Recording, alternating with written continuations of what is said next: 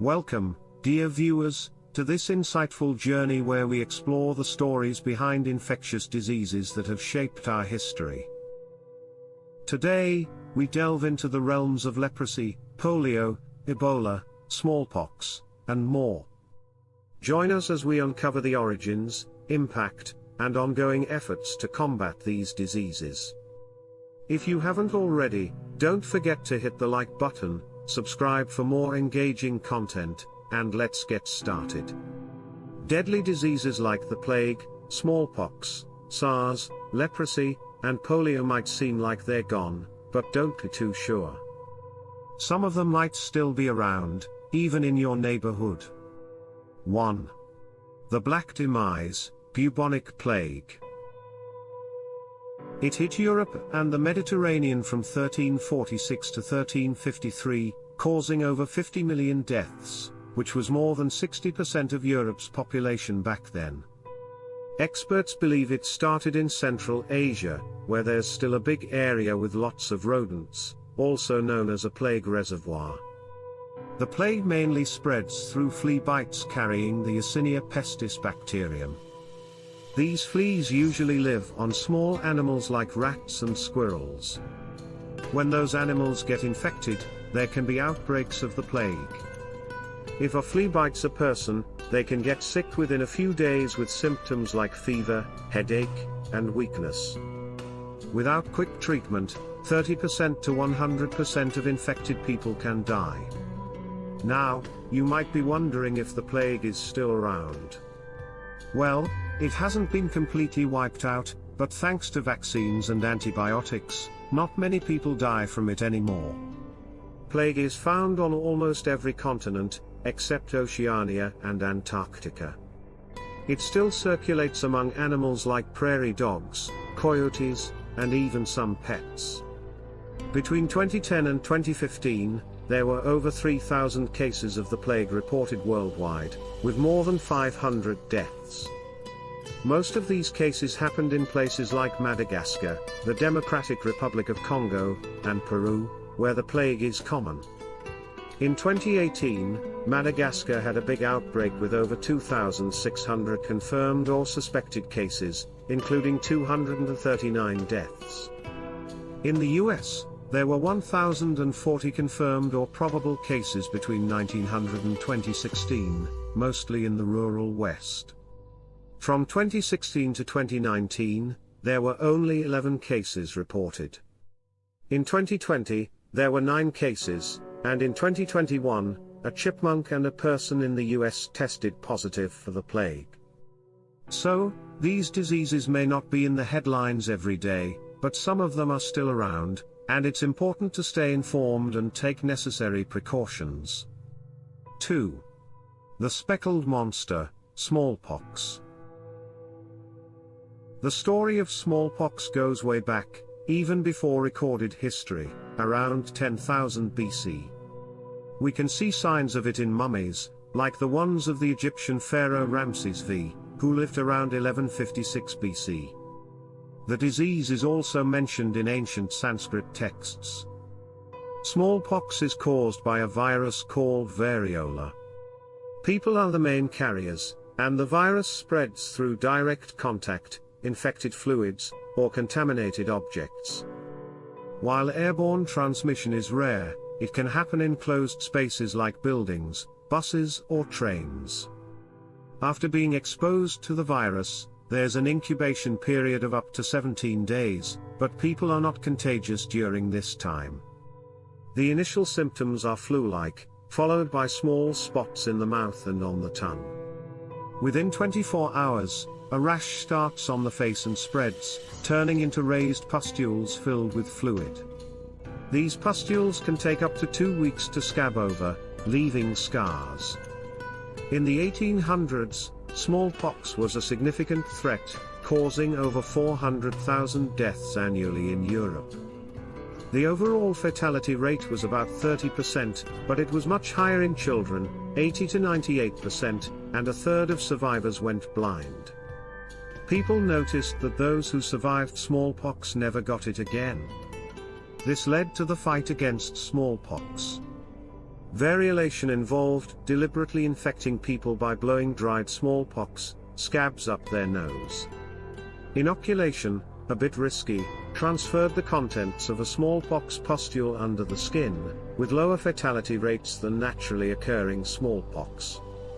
In the late 1700s, observations of dairymaids who had cowpox, a similar but milder disease, led to the development of vaccination. In 1796, Dr. Edward Jenner used material from a cowpox-infected dairymaid to protect a boy from smallpox. This laid the foundation for modern vaccination. The last known case of smallpox was in 1978, and it was declared eradicated globally in 1980 due to a massive vaccination effort that started in 1967. While smallpox is gone, there are concerns about its potential use in bioterrorism. The virus causing smallpox is related to the virus causing pox, formerly monkeypox. In 2022, there was a mpox pandemic, which, although less deadly than smallpox, can still cause complications and death. The smallpox vaccine can protect against mpox, and there are other vaccines available for those at risk. Tecovirimat, TPOXX, a treatment for smallpox, is also effective against mpox. It was tested in animals with mpox, as using the smallpox virus is controlled and considered unethical. Though it's FDA approved for smallpox, it's used off-label for mpox under the CDC Investigational New Drug Protocol, providing significant relief from mpox symptoms. 3. Extreme Acute Respiration Syndrome, SARS.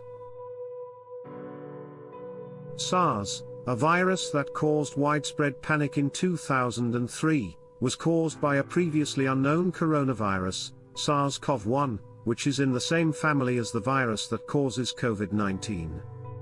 Symptoms appear up to 10 days after contact and included fever, headache, body aches, and sometimes diarrhea. The most serious symptom was severe respiratory problems, with almost all infected individuals developing pneumonia. By the end of 2003, 774 people had died out of 8,098 reported cases. SARS spread through close contact with infectious droplets released during coughing or sneezing. The infection started in Asia, and was traced back to wild Chinese horseshoe bats. The virus then infected civets before mutating, and becoming a threat to humans. Within a year, SARS had spread to more than a dozen countries before being contained through public health measures. SARS prepared the world for another coronavirus, MERS, which is also deadly. MERS has been linked to contact with camels, their dung, milk, or meat and can cause severe respiratory and kidney failure. While there have been only a small number of reported cases of SARS since then, mainly from laboratory accidents or possibly animal-to-human transmission, the fear of new outbreaks remains.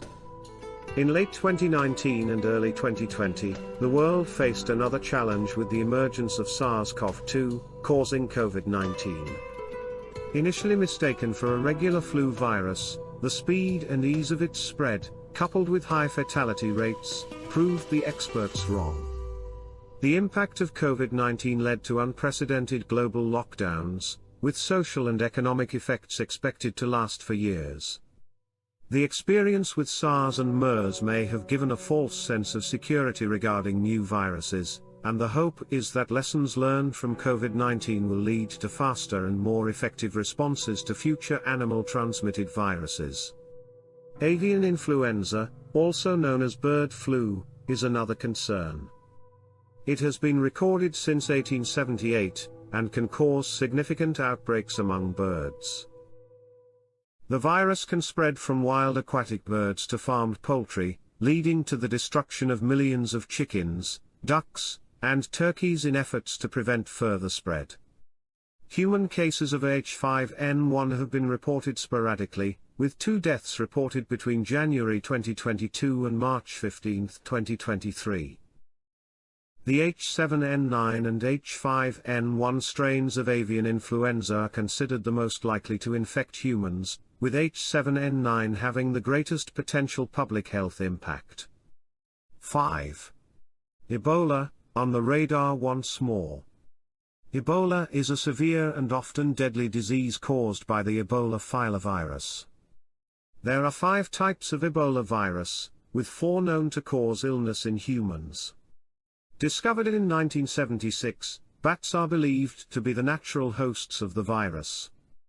The virus easily spreads from animals to humans and between humans through direct contact, including contact with infected individuals or animals, living or dead, and objects like contaminated needles. Sexual transmission has also been reported months after recovery. Symptoms can appear 2 to 21 days after exposure, with fever, severe headache, muscle pain, weakness, diarrhea, vomiting, bleeding, and bruising.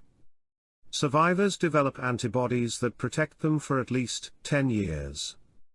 The most significant Ebola outbreak occurred from 2014 to 2016 in Guinea, Sierra Leone, and Liberia, with 28,616 confirmed or probable cases and 11,310 deaths reported by the CDC. While the World Health Organization declared the end of the Ebola outbreak in Liberia in June 2016, the risk remains in countries with weak health systems and where the virus is present in wild animals. Small outbreaks continue to occur, often hindered by conflict and violence. A recent outbreak in Uganda from September 2022 to January 2023 involved 164 cases with a case fatality rate of 34%. In December 2019, Ervebo, an Ebola Zaire vaccine, was approved for adults over 18. Administered as a single intramuscular dose, its duration of protection is unknown. In October 2020, Inmazeb became the first FDA-approved treatment for Zaire Ebola virus, consisting of 3 monoclonal antibodies. Given as a single intravenous infusion, it is effective for treating infection in adults and children, including newborns of positive mothers. Its effectiveness against other Ebola species or Marburg virus is not known. 6. Leprosy, a feared ailment that features within the vintage testimony. Leprosy is an infection caused by a slow-growing bacterium called Mycobacterium leprae. It has a lengthy incubation period, ranging from 6 months to 40 years, and symptoms typically start with numbness or a loss of feeling in a specific area of the skin, reflecting the bacterium's affinity for nerve cells. Despite being not very contagious, leprosy has been feared and misunderstood throughout history. Initially thought to be a curse or punishment from God, leprosy patients were stigmatized and compelled to wear special clothing or ring bells to warn others when they approached. Symptoms vary and tend to progress over time, ranging from mild, indeterminate skin lesions to severe facial disfigurement, blindness, and deformities. Leprosy, now often called Hansen's disease, is still prevalent today.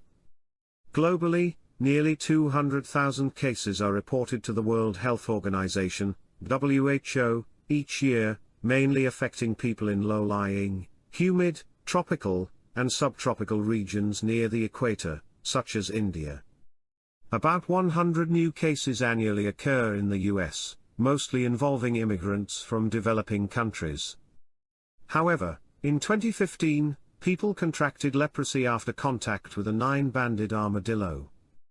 Approximately 15% of armadillos in southern Texas and Louisiana were found to harbor the bacteria. Treatment for leprosy involves a prolonged and complex regimen of antibiotics, including dapsone, rifampin, and clofazimine, usually lasting for at least 6 months, and often longer. In some countries, thalidomide, a drug known for causing birth defects in the 1950s and 60s, is used to address leprosy complications such as erythema nodosum leprosum. While leprosy is curable, damage to nerves and deformities that occur before treatment begins can be irreversible. Early diagnosis and treatment are crucial in preventing severe complications. 7. Polio, the most dreaded youth sickness of the 1940-50s.